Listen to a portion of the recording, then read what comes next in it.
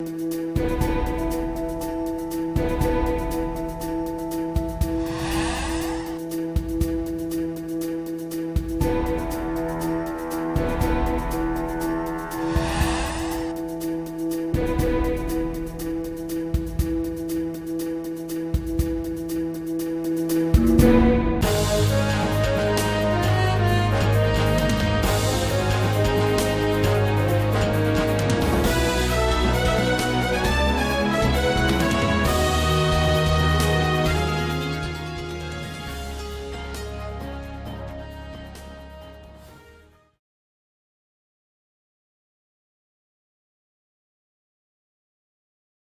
member unions in the Committee of Civil Servants, CCSU, we obtained a meeting to have a dialogue with the Minister of General Affairs on our concerns as member unions in the CCSU. One of our major concerns was related to the fact that, based on the LMA, that we did not have a complete and functioning secretariat at the CCSU. So even though the SG was in place, there was no chair or deputy chair to actually activate and to chair meetings. So the SG, the Secretary General, that was responsible, make sure she kept correspondence coming to the member unions. As we have right now, we have from the Ministry of Justice a decree where there would be a change in the law for the department that is Lance Recherche. So in this case, when a document is served to the members via the Secretariat, we have, according to the law, 6 weeks to be able to tender our advice. This being a concern and the way forward for us as members of CCSU, we express the lack of a secretariat in the meeting of last Friday with the Honorable Minister Anna Richardson, and to yesterday, Wednesday, in the meeting, we again recap that, basically due to the fact that for us, it is also, as unions, imperative that we have a good functioning secretariat and CCSU to be able to deal with issues pertaining to our membership. The fact that within a few weeks from now, we were promised by the Minister of Justice that we would have 9 function books from 9 ministries in the justice chain, and that those 9 function books that is expected to have an advice within 6 weeks, and that is the time period that they are going to stick on. It means that per function book, more or less, you are allotted less than a week. 6 divided by 9, you are allotted less than a week to go through this. Our concerns also was due to the fact that we received a letter from the minister dated the 4th of November, in which a proposed appointment for the chair and the function of that proposed appointment, which is someone that is already retired, that came to us, but also the fact that she was reconsidering the deputy chair, and we also look forward to that appointment in the form of what we would call a decree, the MB. But when on the 16th of November we received an MB, it only had the newly appointed person was encapped in that. So our concerns still remain, and for me it was a valid concern to be able to move the process forward, because even though we received that MB dated the 16th of November, as of to date, we have not had an official meeting, was not called as yet, with us as members to be able to have neither a introduction or the planning of the way forward.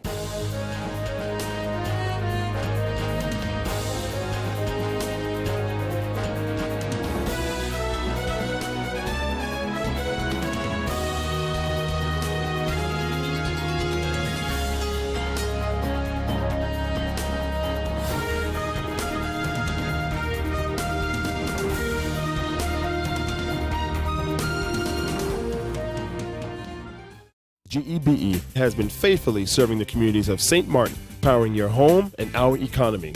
Come rain or shine, our qualified team of professionals are working hard 24 hours a day to provide you and your family with safe, reliable electricity and water. We use the latest technologies and test our products daily to maintain the highest international standards. Our friendly staff is always there to assist you, whether in person, over the phone, or online. We are committed to constantly improving our products and services, making them more efficient, effective, and environmentally friendly to serve you better today and our next generation of clients tomorrow. GEBE, powering a brighter future.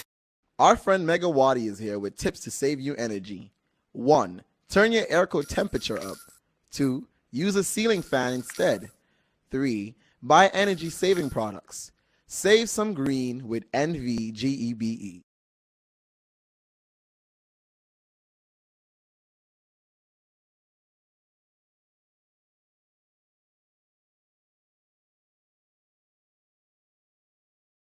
Start that on Friday the 20th of November, we had a meeting with the Honorable Minister of Justice. Several agenda points was addressed. One of those agenda points was the update and status from the work group committee that was established by her cabinet in order to deal with the various function books. I just hear from Sister Claire that is 9 for all departments that fall under the justice chain. We also had a agenda point about the overtime issue that was applied to justice. And also we touched base with some rumors that we understood, and those rumors we wanted to clear with the Justice Minister about immigration leaving KPSM. On the first topic, indeed, we get explanation via the presentation over the status update from the function books. And just like Sister Claire stated, that those are ready to be presented in CCSU, and whereby the members then will have 6 weeks in order to review all those books. Part number 2 about the overtime policy. We addressed it with the minister, and it clearly became, known that it was a communication issue, whereby the probably the management team from KPSM didn't communicate it good to the workers, but that was clarified then with the minister, whereby it was said that it's 20 hours, and after 20 hours you will not get compensated. That was clarified, whereby the minister addressed that according to her, she never had such conversation. It is well that any hour you make after 20, she will see it justified, which is something that each worker from the police department is doing anyway. You have to justify why you stay an hour by means of the paper that you, the form leader, you fill in, and have to go through 3 layers of control. The issue about immigration, that rumor was also put to the minister attention, and answer from the minister was that after she will have a conversation, address it to the chief of police, in a very professional way, she will address it to us. So that is also pending with the minister, with the chief of police, and as soon as she have that conversation, she will gladly make another appointment in order to address that to the unions. That concern was especially under the immigration officers, because they want to know what is true, what will be the status. But we just have to be pending after the meeting that Honorable Minister will have with our Chief of Police in order to clarify everything so we can give back to the members. On the 23rd, which was Monday, we had a meeting, general meeting with the members in order to update them our meeting with the minister. And those issues were clarified, but apparently being that the members in the situation that there is for so long, they eager and is believed that it is maybe a stalling tactic in order to get the issue to resolve. Nevertheless, the first time we get a chance to sit down with the minister, so we're still in negotiation with the minister in order to get the issues resolved. So they gave a mandate on that date, the 23rd, whereby they would like to make a letter and direct that letter for us to instruct us to do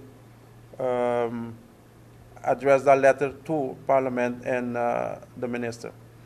Based on that letter that they address, we will call a general meeting again this Friday.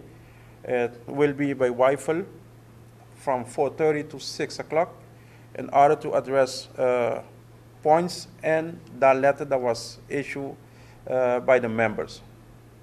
I believe that Ms. Janice will have more in-depth in other things that for us, we don't need to burn more time, the things that can be resolved one time. And before I finish, I just want to add that my view, how I see things, is that in that department, which is the cabinet now from the minister, there is a virus that starts in cabinet from general affairs, and it seemed like it going to the Department of Justice. That virus, I call it LH20.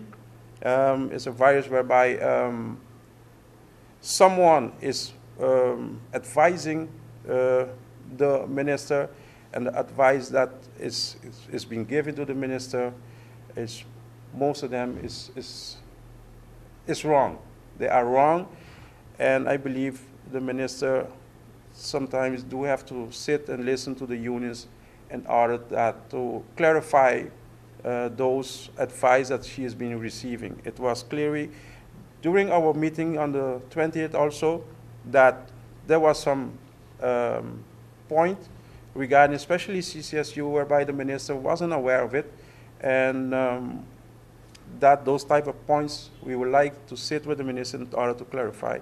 But if they don't treat that virus, LH20, it will become tomorrow that we all of us will have a problem in each ministry.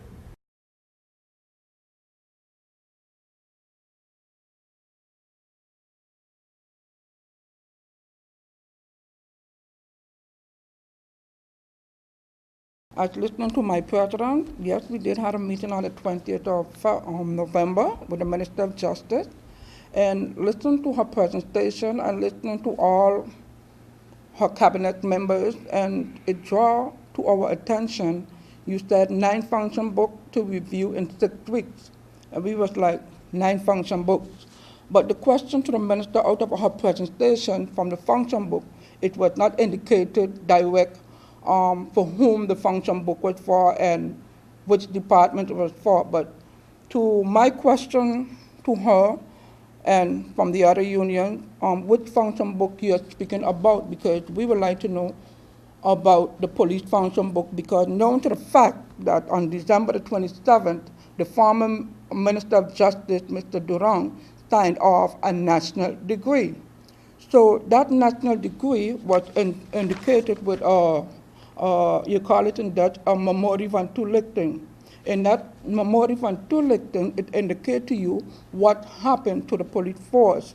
in this LBHAM, in this national degree, it indicated that from the 1st of January, you have to incorporate it, the 16.3%. You have to put everyone in the rightful position in order to get the rightful salary.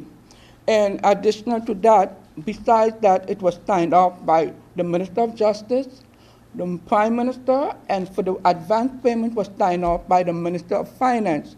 So the meeting we had with the minister, we wanted more in-depth clarity.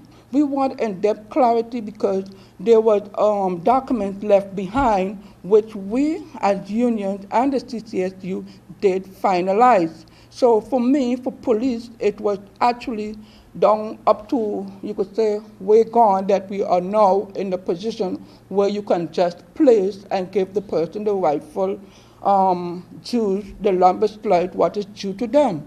So for me, the minister should have come more in depth with clarity and with a projector of reviewing of function book. Up to now, to me, that is for us then, that is no clarity.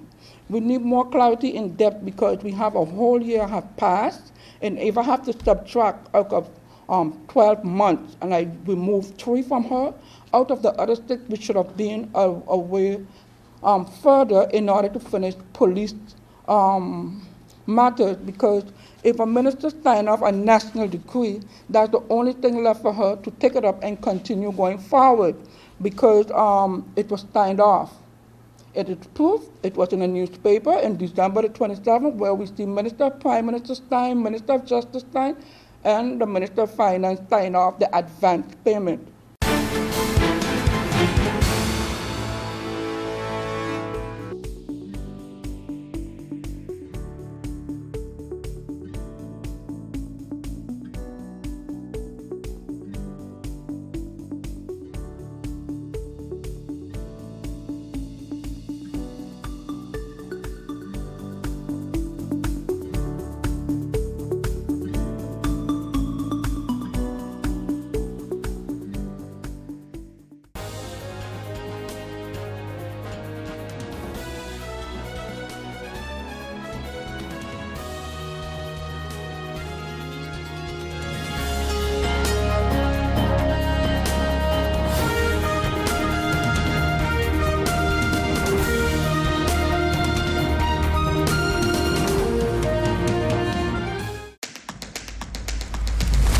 The innovative Banco Matico contactless smart card.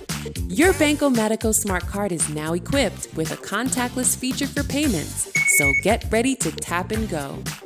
Contactless payments are fast, easy, secure, and accepted worldwide at all Maestro-enabled contactless terminals. Tap for transactions equivalent to or less than 100 NAF, or the US dollar equivalent. You will receive notifications via email anytime you tap. Tap, tap, and pay fast. Fast with WIB.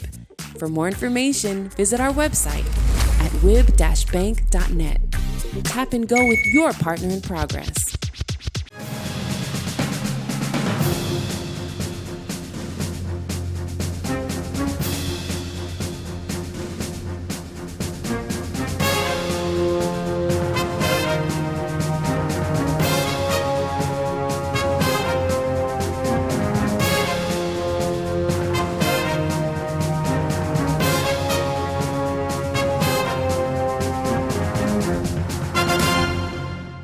How are you doing this morning? Good.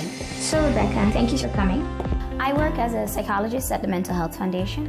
I mainly see children and adolescents, but I also see adults. So whenever there's a crowd, that's when you're starting to feel nervous, okay, nauseous. Okay. It is kind of like your body. We are so used to taking care of our body. If we have a little ache in our foot, we know to rest it. We know, okay, I might have walked too much, so I need to rest. Now, of course, that can be just an ache in my foot, but I can also break my leg. Now, for breaking my leg, I would have to go to the doctor. So that kind of goes the same for mental health illnesses. So you can come in for something little as, I'm really stressed out lately. What would you need? A little bit of rest. But someone can also come in with way more difficulties. We're not here to judge right or wrong, good or bad. Is it helpful for you? Fine. Is it not helpful for you? okay, then let's see what we can do about it. But not a wrong nor right, absolutely not. It's a magnifying glass without judgment. Well, there's still a lot of stigma on the island, unfortunately. It's not a topic that people easily talk about, and that's a shame. They're afraid that they get judged, and there is still quite a bit of judgment. I mean, often we hear, yeah, don't go to that crazy house. Once you go in, you never go back. And it's just not true, you know? We treat a lot of patients here, and a lot of them, we get back on their feet. Our goal at the Mental Health Foundation is for us to help you improve your life, for you to live a better, happier, and fuller life.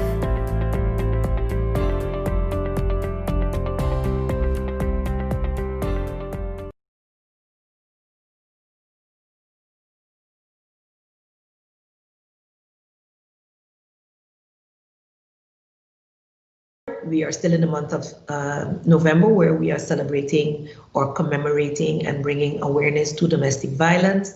And as such, on Saturday, I will be participating in a live panel discussion with other speakers such as Ms. Cassandra Richardson, Mr. Emilio Calmera, Ms. Sandra Whitfield, Patricia Richardson, Suhendra Leon, and this is on a part of this organized by Safe Haven Foundation St. Martin, and you are asked to join this panel discussion to gain the information necessary to break the cycle if you are in a toxic relationship, as well as to help not just the victims, but also those who are perpetrators or abusers who would seek to get the necessary help to break this cycle.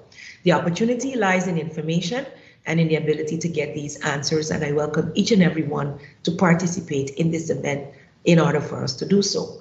November is also the month that we celebrate our youth, and so on the 20th of November, it was International Youth Day, and I do commemorate all those who are working in the field of youth and continue to do so. As you know, it is sometimes mentioned as a cliche, but what we do today will determine our future, and so we must build what we need, and that is strong young women, young men to lead this country forward. Remember, we are facing COVID-19. It has not gone anywhere. Community spread continues, and as we work diligently to mitigate the spread here on St. Martin, I ask the people of St. Martin to be very conscious of each person's behavior. We must not become complacent. It is up to us. I have also noted that it is up to us also to keep our island clean. Cleanliness is part of keeping this virus as well as other diseases at bay. Get healthy, build up your immune systems, exercise often, and ensure to continue to wear masks at all times when in social settings. Stay away from large crowds. In fact, avoid them and keep a social distance of at least 2 meters or 6 feet away from other persons. Keep up with your good hygiene practices. Avoid the handshaking, hugging, and kissing. We know it's part of our culture, but until we can stop the spread completely, it is best to avoid all these things that we know makes us St. Martiners. But do so, in doing this, you are actually showing love and caring for each other and for the longevity of this country. We want to be able to keep things going, but it is totally up to us, each and every one of us.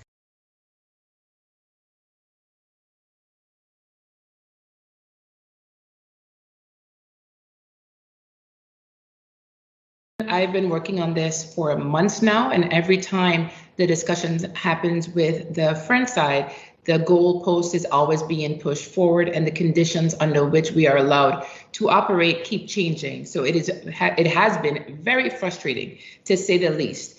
The Prime Minister has assisted in this. The Minister of VSA has assisted in this. And up to today, we have no solution in the sense of the goalpost keeps getting pushed. Initially, it was said that we had to match our protocols and sign a health protocol in order for that to be in place.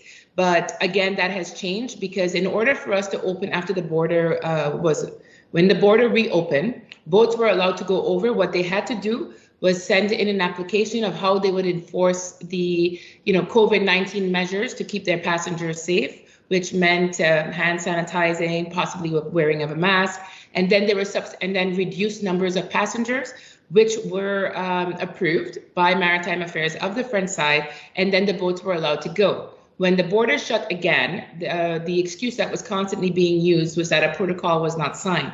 I do not believe that this protocol has effect on this. The Prime Minister had a meeting on Monday about this as well with the ministers. I know that the boats, some of the representatives of the charter companies today are meeting with Mr. Weary, who is head of maritime affairs of the French side, and hopefully they will have more information for me. But you can tell that it has been extremely frustrating. The boats are planning, to come together and have more exposure for this. I support them in that, and I am hoping that the French side will realize that they need us as well, because all of our charter companies contribute to their economy on the French side with this tours. It is part of what we do when we advertise and market our island, is giving people the experience of both sides of the island. So the fact that we can freely go over the border in a car doesn't make sense that we can't do it in our boats. And we have not reciprocated yet with finding French boats or French small watercrafts coming to the Dutch side. It is not.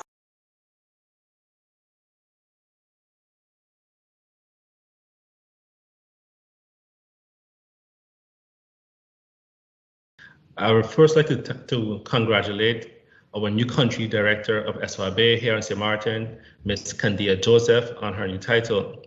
Ms. Joseph is a daughter of the soil that went abroad to further her studies in the field of auditing and is here today helping us advance as a country. It always brings a sense of pride to see our fellow St. Martiners excel to the top of our community. I look forward to our continued working relationship with you in your new capacity as director. I'm also happy to announce that the Workforce Development Program has been a success thus far. We have had over 3,000 persons join the program to take courses for free until the end of the year.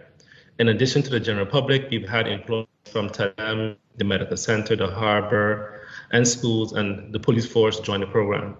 I'm looking forward to the feedback on the program, launch a collaborative effort with SMDF to help the population retrain, regain, and recover from this economic downturn. I wish all the participants a happy learning, and will also be joining them in taking maybe 1 or 2 courses.